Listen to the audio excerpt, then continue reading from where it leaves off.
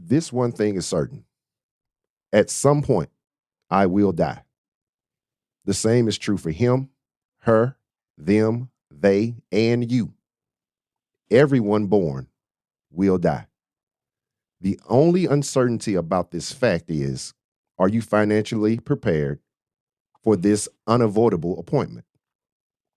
Will you have left your loved ones the means to settle all your affairs? Will you have provided the means for your family to thrive upon your transition, or will you have added to their financial struggle? Will you have left your loved ones to guess about your life's bio, what you would have wanted done, because you didn't leave any information or instructions by way of a last will and testament? Will you have eliminated any possibility of a falling out amongst your loved ones regarding the dividing of tangible possessions? These are tough questions. These are questions that many of us refuse to answer. However, these questions are essential for what you leave behind, to whom you leave it to, and how you have determined what these assets are to be used for. The easiest way to leave your loved ones an inheritance is to ensure that you have adequate life insurance with the correct beneficiaries and final instructions. My guest and I will attempt to tell you what you should have in place, how much of a benefit you should have, and the correct types of coverages you should have. This is the essential topic of discourse for today's episode: the truth about life insurance everyone should understand. You're listening to Essential Discourse with Bruce Smith. This is the podcast that examines the perplexities of real life from a holistic perspective. Bruce is committed to delivering honest and crucial dialogue that is transformative, and with his guests, will not only identify problems, but also bring forward solutions that are relevant, restorative, reasonable, and reliable. Thanks for listening. Let's return to the podcast. Here's your host, Bruce Smith.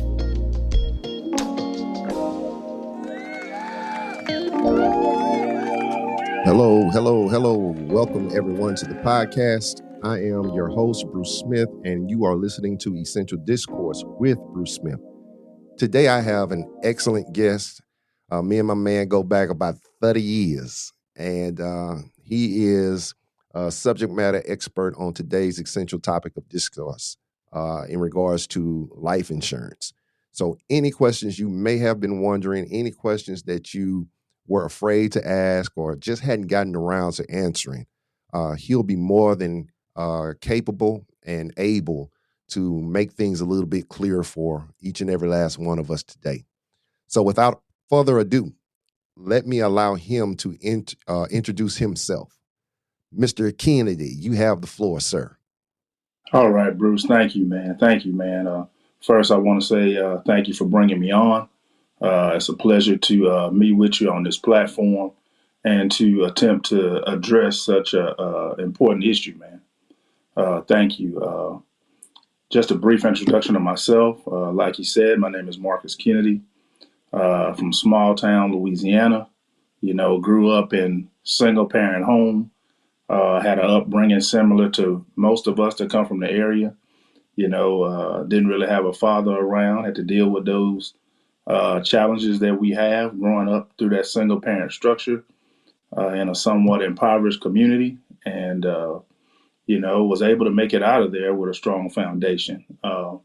I've spent about 20 plus years in auto finance as well as personal and business finance.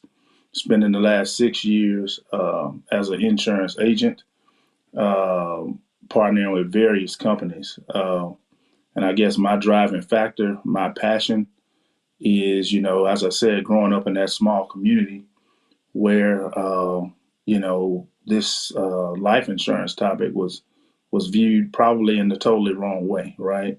As many of you probably grew up seeing a man or a woman coming to your house once a month with a little brown envelope, right? UN, So Union National. I ain't want to call no names, Yeah, but that's the one though, right? yeah, they come to your house, probably sit down because they knew your family. If you're eating, they might have sat at the dinner table with you, but 9 times out of 10, if they had to come to you for the payment, that probably was not a good policy. And, sitting down with your mother, your grandmother on Sundays, or, they were watching those Lifetime movies, and you saw where the husband was trying to do something to the wife or vice versa because they had these millions of dollars in coverage. And I'm like, well, that little lady with that brown envelope was offering us $5,000. How you get that, Yeah. And then getting out of that small environment, being in the business sector, a lot of my colleagues were talking about how they were insured, how they protected their families. So I began to research it, and I said, this is something that I can bring back to my community. And that's what I've been doing over these past 6 years.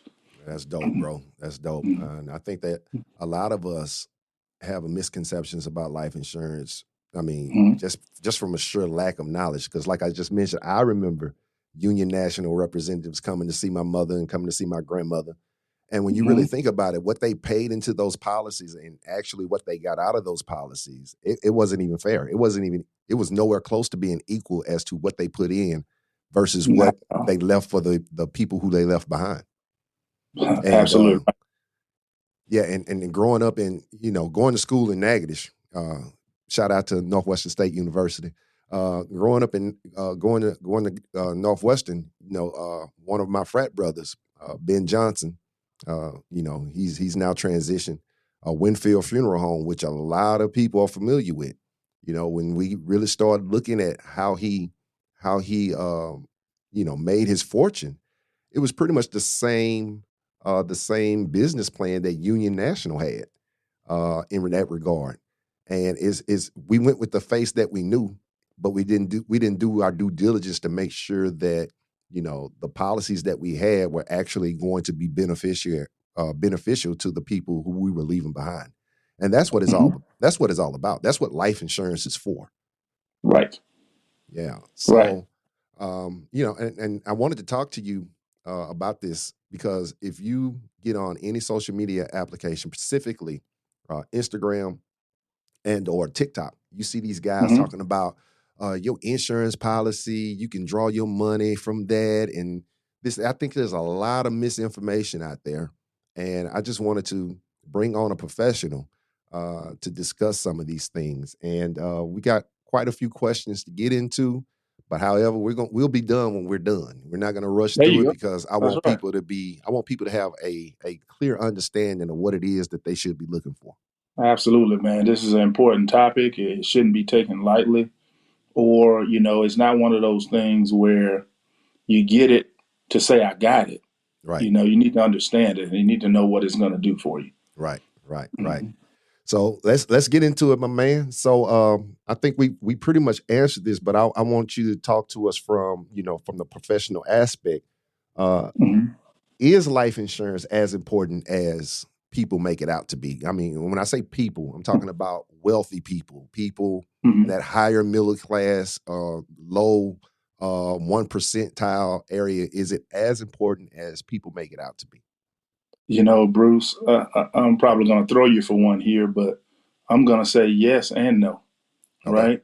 So this, this vehicle, it's just as important as it is important to you.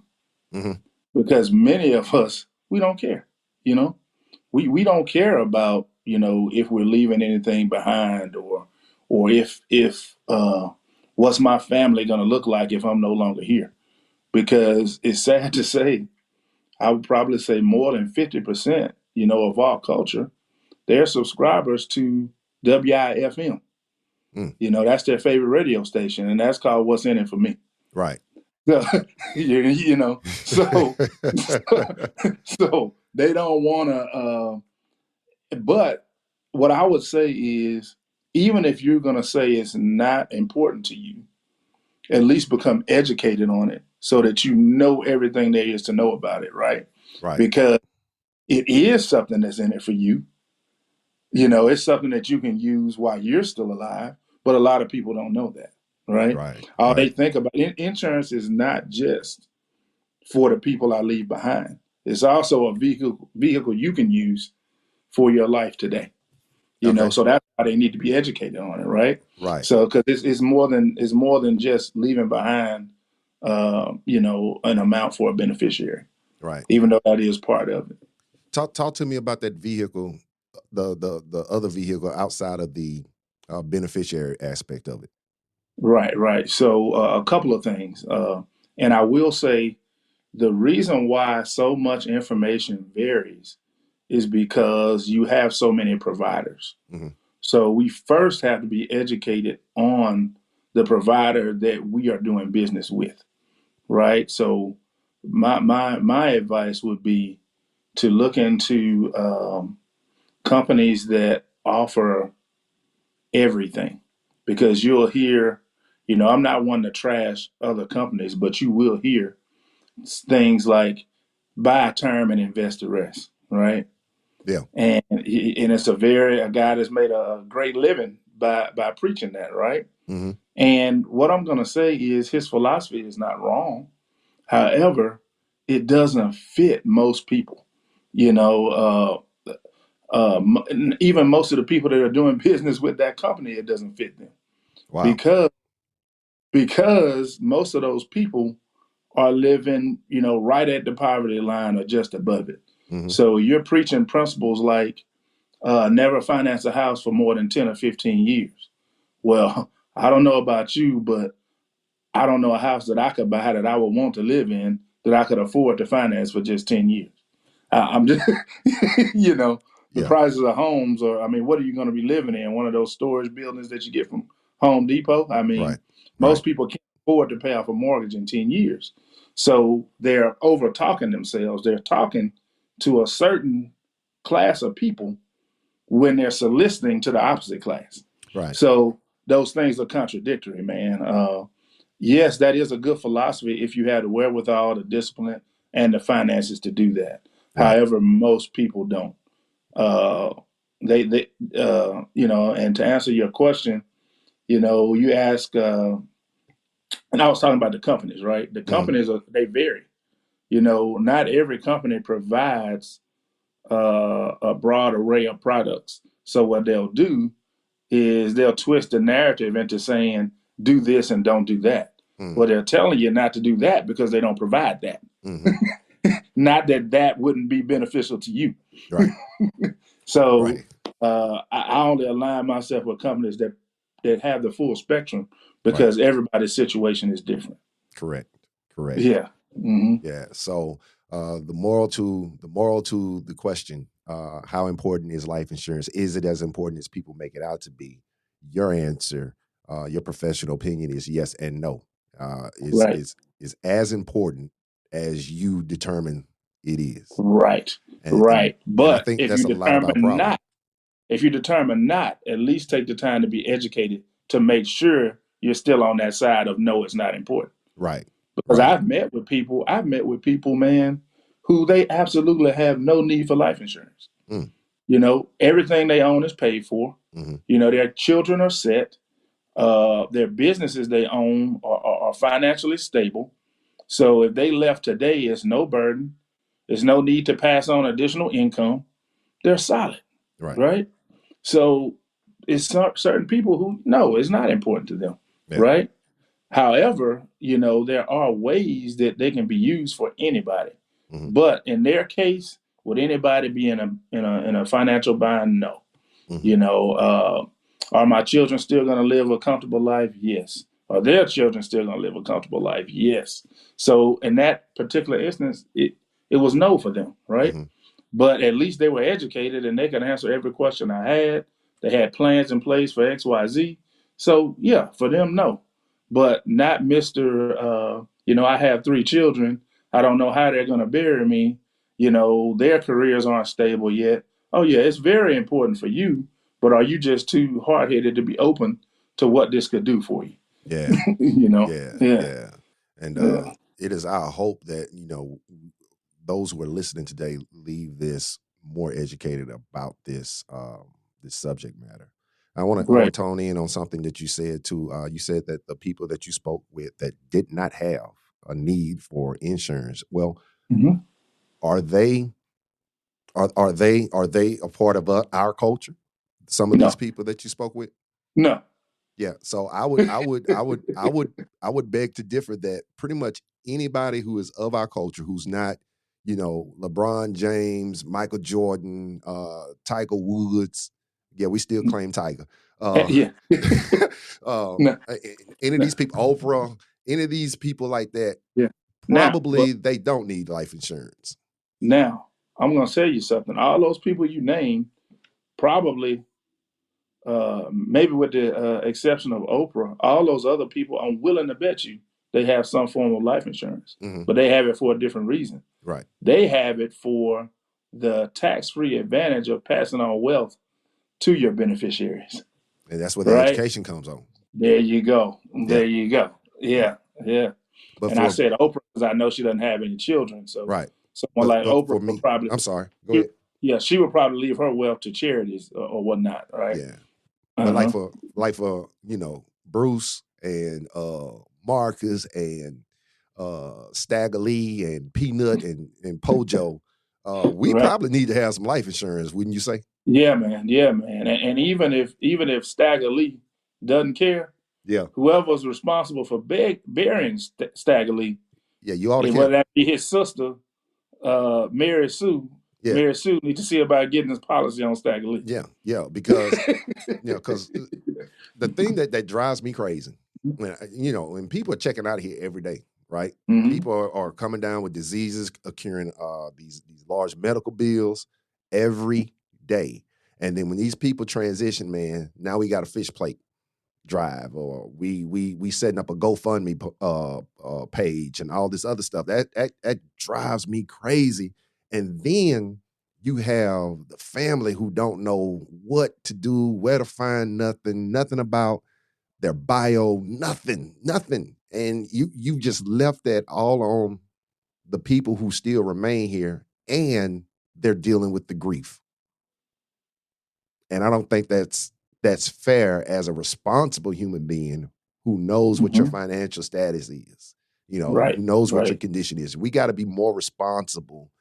Hmm. Um, we're not going to leave $1 billion behind. We Right. understand that, but you Right. should have something in place to take care of your final Right. expenses and any debt that you may have left behind. Right. Right. Right, right. Right. Um, the second question that I have: Hmm. what are the benefits? Well, actually, let me ask you this one first. How many types of life insurance are there? So to narrow it down, there are really only two, which would be yes, yes. So to narrow it down, there are two, Mm, which would be term and permanent. So either you have a kind that has an expiration date or a kind that doesn't, right? mm-hmm. Now, under those umbrellas, they have so many riders and different ways that you can add different benefits and features to them that they become differentiated, right? But Right. there's only two: term and permanent, right? Or Term and permanent. permanent is considered whole life, right? So Okay. it's only two, and somebody may tell you different, but really and truly, those are the only two definitions: Okay. one that expires and one that doesn't expire, right? Okay. Yeah. Hmm. And out of those two basic kind, which one is more? I want to say more expensive to start More expensive to start would always be whole. whole. It would always be whole. Yes. Okay. And what? Now, and Go ahead. go Go ahead. ahead. Go No. ahead, my man. So, what is also very important when it comes to whole, right, is the company you're writing it with. So, I would tell people personally, I would only write a whole life policy with what is considered as a mutual company, right? So, you have stock held companies and you have mutual companies, right? And the whole reason why you're writing a whole life policy would be one of two things. You want to make sure you always have coverage, and you want to make sure that the value of the policy is increasing, right? So with a stock held company, there's a board of directors that says, hey, we made XYZ dollars this year. What are we going to do with these funds? They might say, well, hey, we all need raises. Yeah, let's give everybody a raise, and we're not going to give the people in our plans anything this year. We'll give them something next year because they have that autonomy, right? Okay, but with a mutual company, that means we're all a part of it. If you have a vehicle with this company, you have a vote, right? And when dividends are gained, they're spread out amongst the members of that mutuality, right? Mm-hmm. So that way, when they're growing, you're growing, right? With a stock held company, man, they may be growing and you're still the same, Right. right? Right. So Right. they decide when they disperse stuff. Okay. So that's where the company becomes important. Just like you said, the people with the brown envelopes, right? Yeah. You're paying more than you're going to receive. Right. Right? And that's why that happens, because we have a set death benefit, and it doesn't matter how much. So actually, the longer you live, the more you're going to pay, but your death benefit is still going to be the same. Right. Yeah. Yeah. Yeah. So that's why you want to be careful with the company when it comes to that. Right. Right. So, Mm-hmm. so we know that whole or permanent insurance is going to cost you more upfront. Mm-hmm. Mm-hmm. Term has an expiration date, and I think that's pretty much what everybody tries Right. to go to is term, because it's Right. less Yeah. expensive for the monthly Now, payments. right. And I'm not bashing term whatsoever, right? Mhm. But term is, to me, this is the way I see it. One, you get it for one or two reasons. Well, three reasons. I'm going to say this. One reason is, I really would like whole. However, right now, it just doesn't make sense in my budget, and I want to make sure I have coverage. Okay? Good. Secondly, term, it can bridge the gap, right? Right. So, I buy a 20-year term policy because I know inside of that 20 years, if the Lord bless and spares me, I should have my home paid off, my automobile should be paid off, and my monthly expenses just aren't going to be the same 20 years from now. Right. So I'm going to get a big high dollar term policy just to cover me until I get all of this stuff knocked out, right? Right. But if I die before then, my family will still be able to take care of everything I had in motion, right? Right. So it's a great vehicle. People just starting out, people that have just amassed a lot of debt. Like you'll see a lot of business owners, they'll start a business and then they'll attach a term policy to that business, so that their business partner or families or whatever won't be left in a bind should something happen to them. Right. And a lot of banks will require, we'll give you this loan, but you need to go out and get some insurance, right? Because they want to make sure their loan is fulfilled, even if you pass away, right? Right. So they really, really sitting down with a professional. When you enroll in policies, you really should have a blend of them. You should have a little bit of both, Right. because if you sit down with an experienced person, they're going to show you where, hey, you want to get the term to get till you get all these expenses down. Yeah. But you want to make sure you always have something in place in case you pass away, even if you start off with a small whole life like $25,000, $40,000, because that's always going to be there. Because like you said at the beginning, we do know we will die. That's one thing that is true. That is true. So term is if I die before my stuff is taken care of. Whole life is when I die, right? So that's how you kind of attach, your need to the type of policy you're getting. Yeah. Man, you just segued right into that next question. I mean, you just answered the pros and cons of both of the aforementioned. But a question that I just thought of, like for instance, I have term, and let's just say I win that lottery, right? I win that lottery this week. I no longer technically, I would no longer have need for insurance. However, I'm just, it's ingrained in my mind that I need to have that. So if I wanted to move out of that term into a mixture of life, a whole and term, like you just got finished talking about, how difficult is that? It's not very difficult, but that goes back to what company am I written with, right? Right. So if you're written with that company that says buy a term, invest the rest, they don't have a hole to flip you over to. Mhm. So in So, that case, when you're dealing with people like Liberty Mutual, mhm, Merrill Lynch, I mhm. think Merrill Lynch is got an insurance branch too, don't they? Well, they are an investment company, but I'm sure they're partnered with somebody that Right, does insurance as well. Mhm. right. So when you're into those big, and I don't like using the word big, but these multifaceted insurance companies, it's Right. easier to make adjustments, correct? Right. So you can do what's called, a lot of these companies have riders and things where you have what's called convertibility in place. Meaning, hey, I know I was underwritten for a $250,000 term policy, but I would like to convert 100,000 of that into a permanent Hmm. mode. And what happens there is you don't have to go back through underwriting, and you're doing what's called guaranteeing your insurability. Okay. You know, which I know we'll get into stuff like that a little bit later in Yeah. discussion. Yeah. hmm Yeah. hmm That is excellent. That is excellent. hmm So the next question that I had regarding this, and I think we talked about this, we hit on this a little bit earlier. hmm Is it possible to build wealth with certain types of insurance? And if so, how? Right, right. So, what's in that feature when we talk about the permanent? So, I'll dive a little bit deeper into the permanent. So, the permanent is diversified into what you call fixed products and products that are market based, right?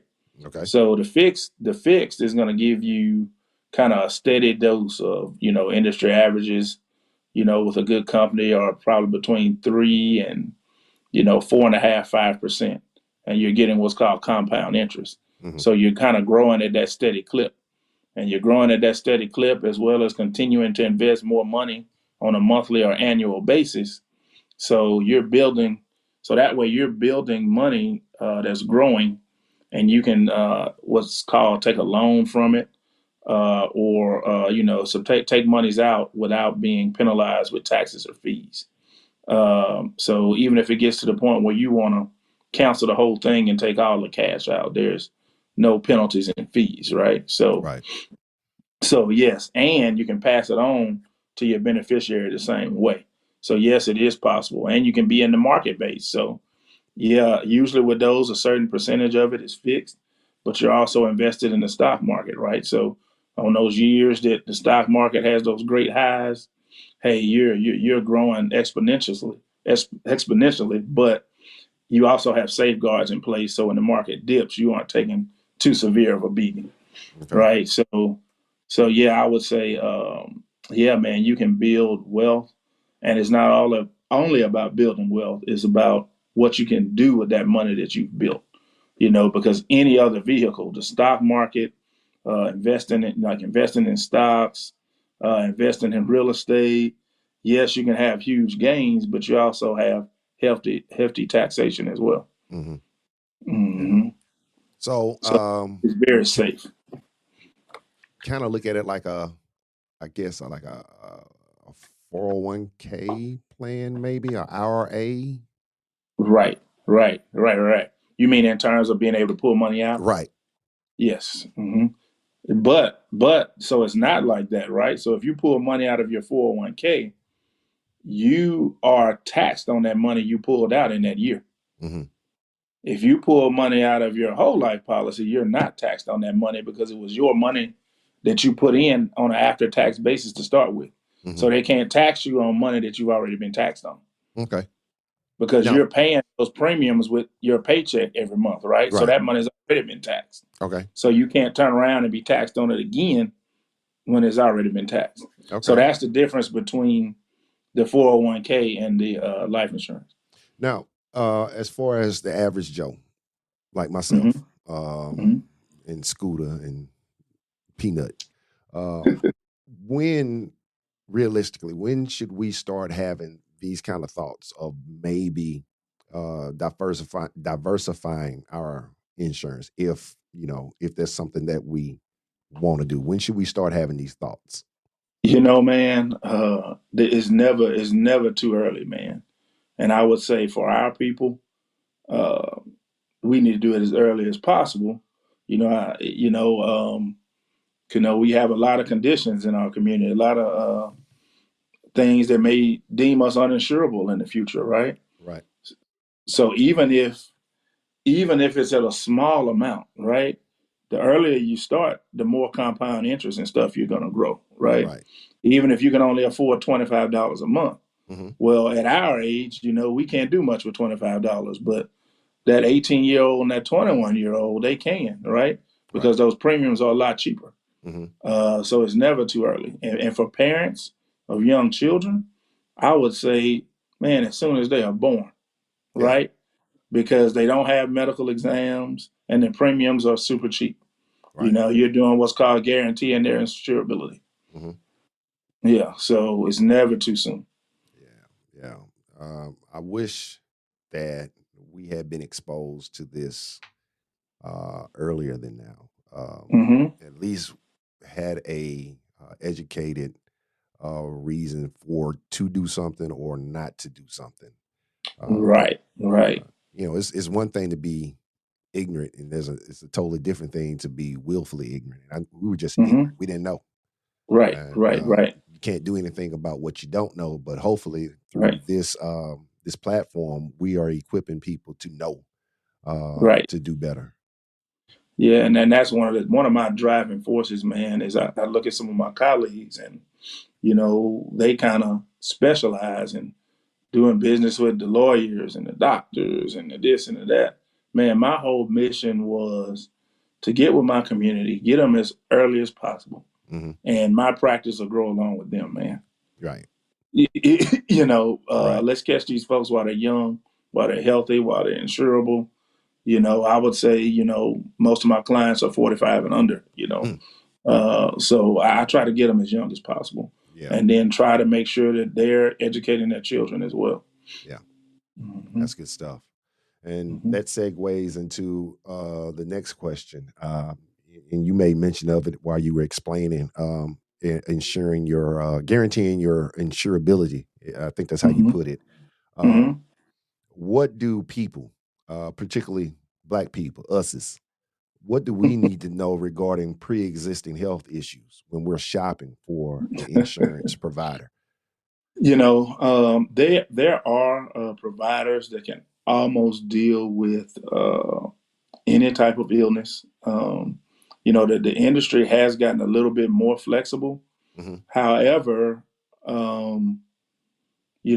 there's a cost to play in that arena as well. So you're paying, you may be in a situation where you're paying, like we talked about the brown envelopes, that due to my health condition, I'm paying more than I may receive if I should live a while, right? Yeah. But to answer your question, man, our biggest problem, one, is that we don't go to the doctor early enough to possibly I know I didn't, man. I don't think I started going to the doctor till I was 40. We don't start going early enough to kind of maybe get educated on potential roadblocks we could run into due to the way that our lifestyle. Right. To correct some things along the way. And then once we get there, we get them. No. Now we have those type of moments once we get there, and Right. had we gone earlier, it's a lot of stuff that we could have been made aware of, change our Right. lifestyle, Right. even take a little medication to get rid of that stuff. Right. Because man, that your medical history is almost like your criminal background. It doesn't go anywhere. Mm-hmm. I've never thought of it that way, but you're right. You are absolutely right. I don't want to misquote the term, but it's like medical information board, or once that doctor sees you and types those notes in the computer, that's a stamp, brother. Wow. I never thought of it that way. Mm-hmm. Just like a criminal background, Oh yeah. But the only thing with a criminal background, you can pay money and get that expunged. I don't think you can expunge that medical history. That's true. That's true. Yeah, man. So, bottom line is, if you have pre-existing conditions, there are companies that can service you, but it's gonna be at a higher a higher premium than a Yeah. person same age without those. Right. And also this tip: if a doctor tells you you have XYZ illness, take the medicine, Yeah. because now it looks like, oh, you have a condition and you're not even following the doctor's orders. So Hmm. if you know you have a condition, follow the orders, Yeah. for your health and for the sake of being insured. Right. Hmm. Right. And I think we just have to do a better job about being active, following doctor's orders, going to the doctor, really Hmm. prioritizing our health as a people, because we'll run ourselves ragged, man, trying to help other people, trying to make sure our kids are straight, trying to make sure, the company we work for is straight. And if we kill over tomorrow, them people they gonna hire somebody by the end of the week. Your Oh family yeah. gonna be sad for a little while, but after a while, life gonna have to go on for them. Oh yeah. And it's a death, and I'm saying this in a worldly sense. It's a death that could have been avoided, but you and I know that once your time is up, your time is up. Right. However, you could have done some things to help your body and your organs stay a little bit more Right. productive and healthy. Mm-hmm. Right. Absolutely right. So pre-existing conditions. We know that there's companies that will help us, but we got to pay a Mhm. little bit of a little bit more for that Yeah. because of the pre-existing conditions. Right. And to What? answer your question, stop you real quick Okay. before you move on. So, and don't think that things like high blood pressure and diabetes are necessarily a roadblock, right? Mm-hmm. So if you're diabetic, but you're following your treatment plan and your levels are good, you're insurable. More than likely, you'll be insurable. Same thing with high blood pressure. If you're diagnosed with high blood pressure, you're taking your medicine, you're controlling it, that's not necessarily a red flag. Right. Mm-hmm. Right. And so that comes down to just being responsible and accountable. Right. Oh, yes, the victim. At what point does personal responsibility become a factor in this equation? And I think that is the principal factor That's that right. we're talking about is responsibility, personal responsibility to say, hey, I need it or I don't. And if I Right. need it, I need to do what I got to do to make sure that what I want to have done gets done. So Absolutely. personal responsibility is the factor. Um, so Marcus, what are some common mistakes people make when they're going out here shopping, other than trusting Mister Tim who comes to the house every month to collect that money, or Uh, you see a TV commercial and you say, "Ooh, I like the way they advertised it." What are right. the common detrimental mistakes that we make? Man, it's several. I will say to start off. You mean just in like you made up your mind? Just to be clear, you made up your mind you want insurance. Now you're searching for it, right? Right, right, right. How do we make the right decision? Okay. One, because we've come in the day and age of using that old Google to search for everything. Yes, sir. What we'll do is we'll put in the search, right? And we jump on the one that has the cheapest price, Mm-hmm. right? So, Mm-hmm. like I say, there are companies that have high standards. Their goal is really to protect the masses, and they put things in place to make sure that their clients are protected. Those companies are going to be a little bit more expensive. Right. You have some companies that tell you no medical exam, no underwriting, approved in quick as 2 hours. Mm-hmm. Well, there's probably some catches to that, right? Yeah.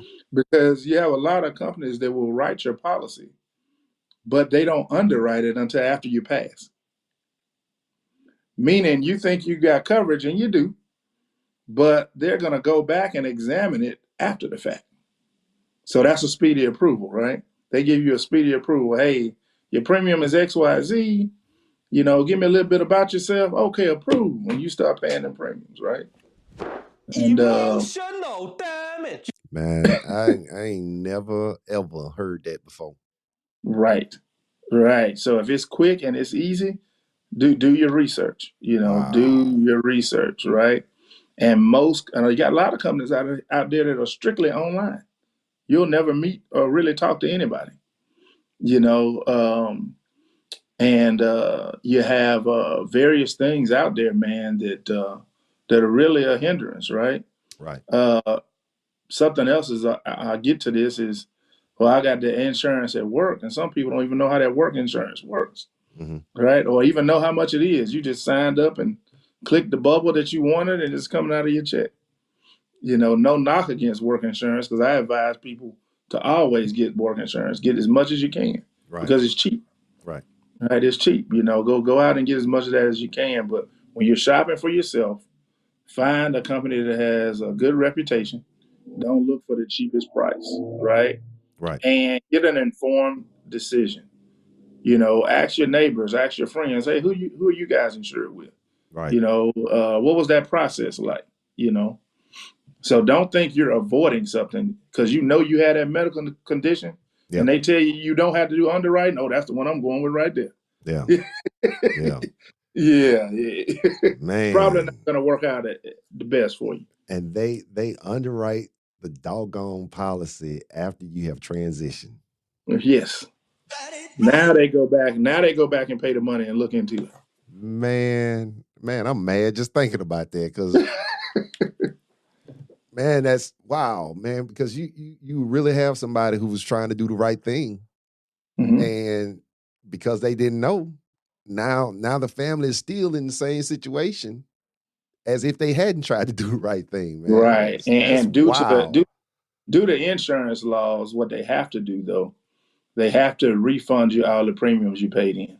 Okay, so at Yeah, least you so get a you're little not something back, at a total loss because you get your money back. right? You know, you're not getting those thousands of dollars that are on the top of that policy. Wow, that is Mm-hmm. never heard that before, man. You taught me something. You done learned me something today, boy. You done learned me something. Right. So okay, now we've got the policy, right? We have Mm-hmm. done our homework. We've made the best decision. We've educated ourselves. We've got the policy. We've got it on direct deposit, so we ain't got to worry about it. It's done. We don't even have to think Mm-hmm. about the payments. Where should we keep those policies, and who needs to have knowledge of where those policies are? Right. You know, I would say, I would first have a virtual copy, whether it's saved into a file Right. on your desktop or on a flash drive or something of that nature. Making sure that, if you married, a spouse or a responsible child knows how to access that. Mm-hmm. And also print off a copy, hard copy, Right. whether you have a safety deposit box, a home safe, or a place where you keep important papers that's secure. Make sure the spouse, if you have one, trusted friend, it needs to be someone that's very responsible and is going to get those things executed to your wishes. Right. Now, Mm-hmm. what about, because back in the day, I used to hear people say, we put a copy on file at the courthouse to ensure that, we always have access to that. Now, with the laws being that the way that the laws are, I think anybody can file a Freedom of Information Act and may possibly be able to get a hold of your documents. Have you had any experience with that or no? And what a lot of people will say is that, and I think when you talk about that, is that I've heard of people putting a will on file at the courthouse. Right. Uh, you know, um, However, you don't necessarily have to do that as long as that will is notarized and it was done with the proper language. Preferably, you had an attorney to draft it, Mm-hmm. and they notarized it. But you can look up legal forms online to make sure that they're in accordance with the laws of your state, and just have it notarized on your own. Mm-hmm. But I prefer, especially with something like insurance, because with insurance, you have your beneficiary listed. Right. So, really, a will doesn't come into play when you're talking about insurance unless your beneficiary precedes you in death. Right. Then the policy goes to the estate, which Right. then because wills have to be they have to be probated. Insurance does not. Okay. Right. Okay. So you can list a beneficiary on your insurance, And something else that a lot of people don't know, your bank, where you have your bank accounts, you Right. can put a beneficiary on your bank account. Hmm. So, so somebody can access, and that document needs to be along with your insurance policy. Okay. So, I pass away, but I have my son as my beneficiary, and my son knows he's my beneficiary. All he has to do is show proof that I'm deceased, and those funds are automatically transferred into his name. You Right. don't And have to go proof. to court. You don't have to probate it. Right. And You proof know, that you are deceased is the original or a notarized copy of the death certificate. yes, Correct. correct, Okay. correct. Yeah. Got it. hmm Got it. Now the will is for. Now, does everybody need a will? No. I mean, if you don't really own anything, you don't really need a will. But if you have a home, if you have money in the bank that you don't have a clear beneficiary to, if you own a business, if you have just a bunch of assets, yeah, you need a will. Right. But that will is still going to be probated. Right. So just because you have a will does not necessarily mean that the It's not things going are to be going to be contested. dispersed as you stated in that will. Okay. Okay. Right. Now, on the flip side, what's very important is the trust. I think is more important than the will, because the trust, it will execute your wishes as if you were still here. Hmm. Right. And to me, that supersedes. They cost a little money, but that supersedes everything, because your trust can be your beneficiary on your life insurance. You can put your home in the name of your trust. You can put all your assets in that trust. And you can say, I don't want John to get a dime Hmm. until he's 25 and held down a job for 2 years. And that trust is going to disperse that money as you set forth. Okay. Right? So for Yeah. more control over the assets that you hmm leave behind, Right. and to ensure that your wishes are followed to the T, it's hmm best to look into a trust. Yes. Okay.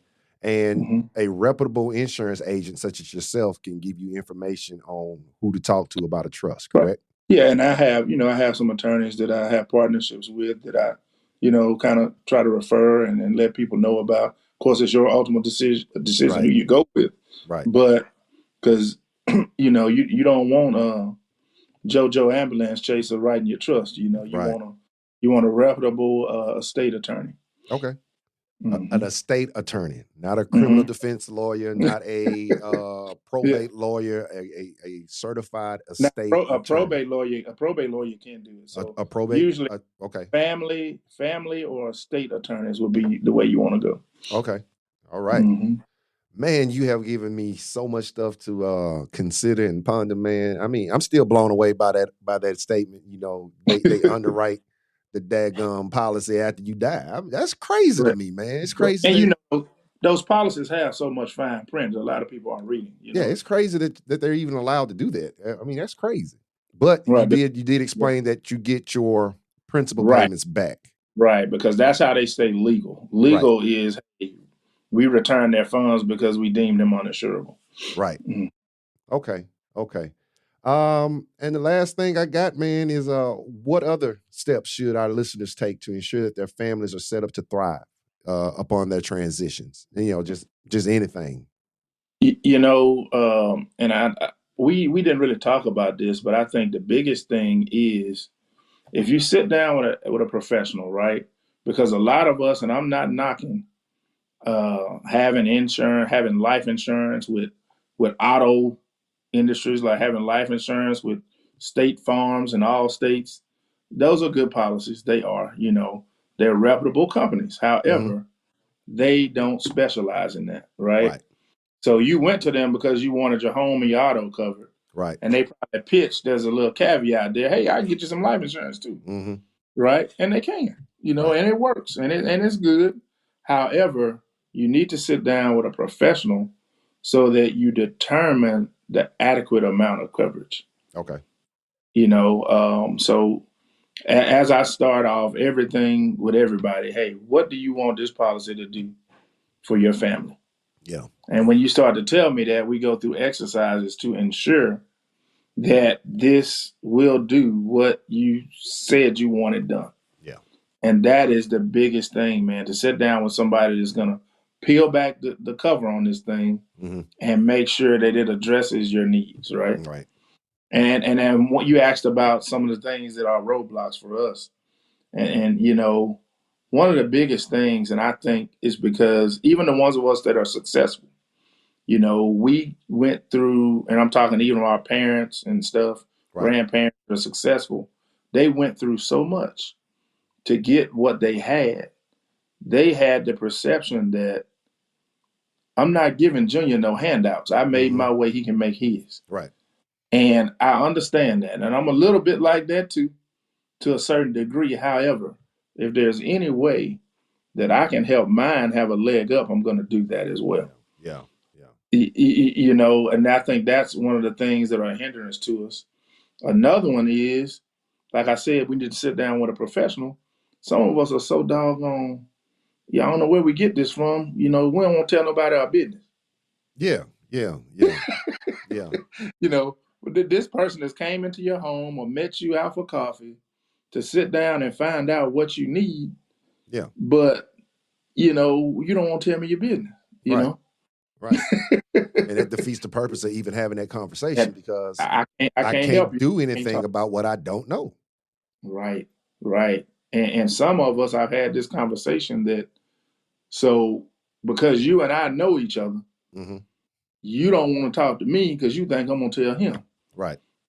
Tell somebody else your business, you know? And hey, one, that's not my character. And two, legally, I can't do that. Right. You Right. know, so that, you know, it's, we think that way, man. Yeah. And the last thing we think is that insurance is only for the beneficiary, and we address that. You know, Yeah. I ain't leaving them nothing. You know, I heard some husband tell a wife right in front of me, "Shoot, you can bury me in the backyard." You know, you know, and or stuff like, "Well, I'm not leaving her X amount of money for her to have some other joker up in here, right?" Wow.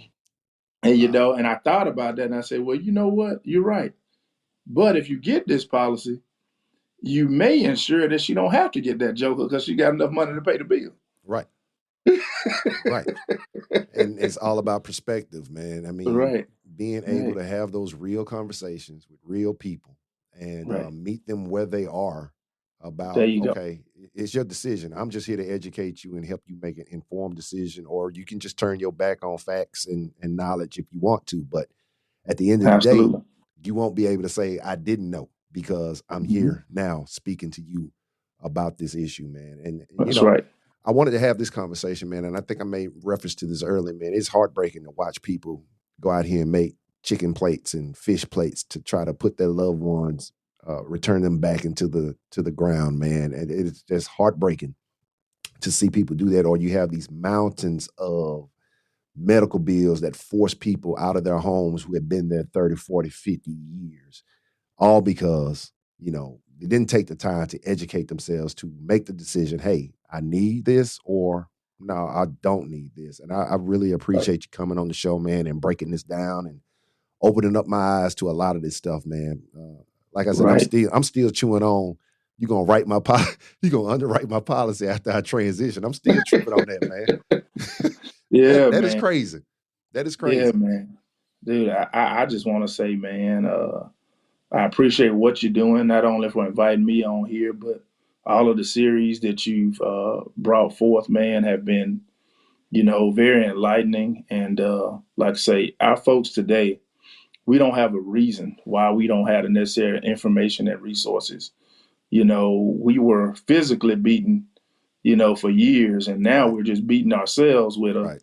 with a invisible apparatus for not getting out there and getting the information that's readily available to you, Yeah. man. Willful So, ignorance. man, hey, keep doing what you're doing, man. Anytime I can be of assistance, just let me know. For I know sure. sometimes it's arduous trying to get together, but hey, man, you know me. If you need me, just holler at me, man. Yes, sir. Yes, sir. Yes, sir. Most definitely, man. I want to tell you again how much I appreciate you taking the time to sit here and talk to me, man, and talk to our listeners, man, and enlighten them so that they can make the proper decisions, man. Like I said, we go back almost 30 years, if not longer, right? Man, right at it, man. Right at Right it. at 30 Man, years. you And got me dating myself, man. Good yeah, Lord. nearly 30 years, man. And tell you, if you don't believe in God's grace, you're looking at two of his miracles looking at you, talking to you right now. Man. Because who I am today ain't who I used to be. You know, I ain't what I ought to be, but thank him that I ain't what I used to be, right? That is exactly the truth, man. and what I am today, I ain't going to always be this. So we're always progressing forward, direction forward. That's right. Again, Marcus, thank you so much, man, for tuning in with me, brother. I really appreciate it, my man. All right, Bruce, man. You have a good one, brother. God bless you. Yes, sir. And that is our episode of Essential Discourse. We hope that you have been pleased and well educated and edified in regards to the information that was put out. You can follow us on Facebook, Instagram, Twitter, whatever else social media mess is out there. We're there. I promise you we're there. We thank you for tuning in. And until the next time, peace. This concludes this episode of Essential Discourse with Bruce Smith. We hope that your perspective has been elevated, that you have been edified, equipped, and encouraged as a result of listening today. If you found value in this episode, please recommend this podcast to your friends, families, associates, and colleagues. You can accomplish this by linking the podcast or podcast episode to your personal social media page. Your feedback and questions are welcomed. Please utilize the Facebook business page, Essential Discourse with Bruce Smith, or the Facebook group page, Essential Discourse Podcast Community, to provide your feedback. Additionally, please feel free to leave a review on Apple Podcasts, Spotify, or on your favorite podcast streaming app. For additional information about the podcast, the host, guests, and more, please visit www.edpshow.com. Until next time, remember, it's okay to extend yourself a measure of grace. We learn to grow. We grow to mature. We mature to be perfected. Thanks again for listening to Essential Discourse with Bruce Smith.